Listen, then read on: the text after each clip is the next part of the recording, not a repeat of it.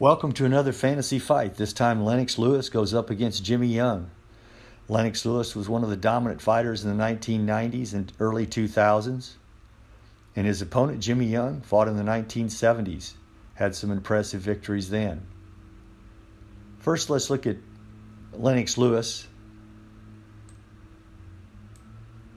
42-3-1 was his record, 6'5", 247, an 80-inch reach. And his prime was from 1992 to 2003. An incredible record when you consider how many years he fought. He retired as the heavyweight champion in 2004. His opponent, Jimmy Young, had a very limited career. His prime was 1973 to 77, only 4 years. Stood 6'2", 210.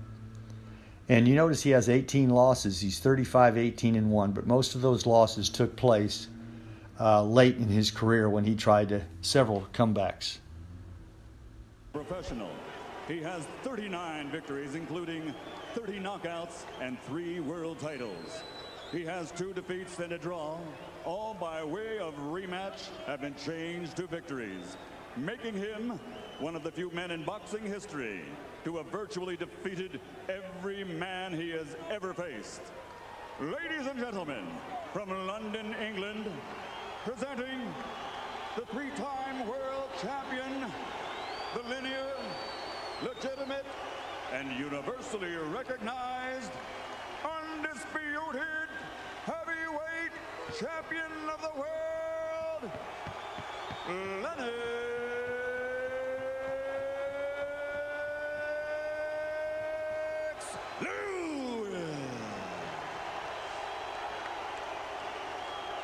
Heavyweight division, introducing in the red corner, hailing from Philadelphia, Pennsylvania, weighing 213 pounds, the number 2 heavyweight in the world, Jimmy Young. And in the blue corner, Let's take a close look at Jimmy Young in his 1977 fight against Ken Norton. This is for the WBC championship. It was kind of retroactive. You can see the offensive style of Jimmy Young. He was known mainly for his defense, but he could turn offensive. He lost a very close decision to Ken Norton in this fight. Many people felt like Young won the fight. Here's probably Jimmy Young's most famous fight, 1977 against George Foreman, the fight that drove Foreman into retirement. Notice this is the 12th round. Foreman is exhausted. Young survived because of his defensive skills, and then he turns to offense. This is very typical of his style. He was well ahead on points. He outboxed George. And you can see the punishment. This is one of the most feared fighters in the world of all time, George Foreman. And you can see what Jimmy's doing to him. Jimmy Young was very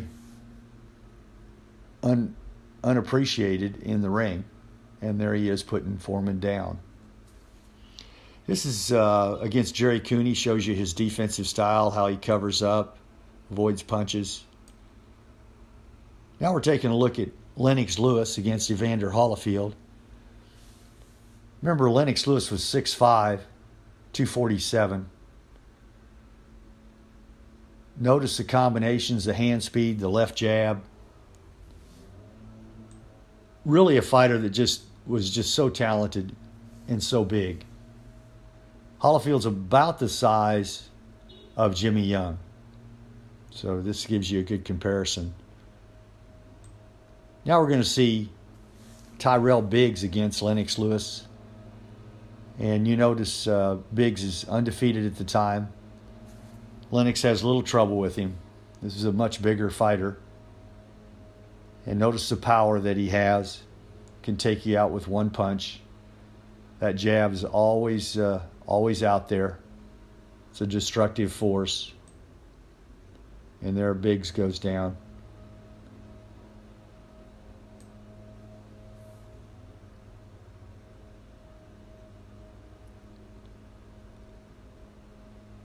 And the next fight we're going to watch is Actually, this is the last knockdown. Now we're going to watch Lennox against Razor Ruddock.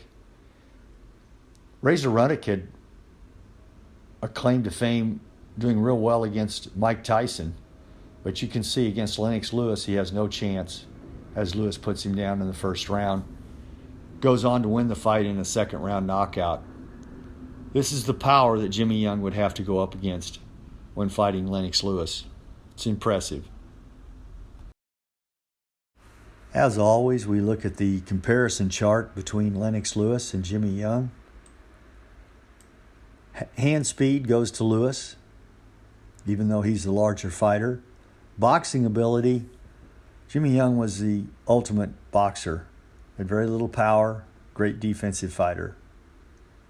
KO power goes to Lewis decisively. Chin, both of them had a pretty good chin. Size, big advantage, Lewis.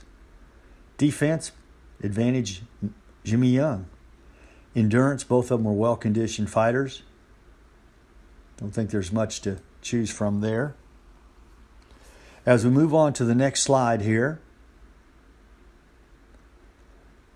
adaptability, really no advantage. Both were pretty smart fighters. Foot speed, about the same. Strength, Lewis has a big advantage there. Jab, once again, Lewis has a big advantage. Outstanding jab. Cuts, no advantage. Lewis had an 80-inch reach. He has the advantage over Young. In body attack, really no advantage. The results, Lewis is dominating 6'2", and I think this would give him a big edge in the fight.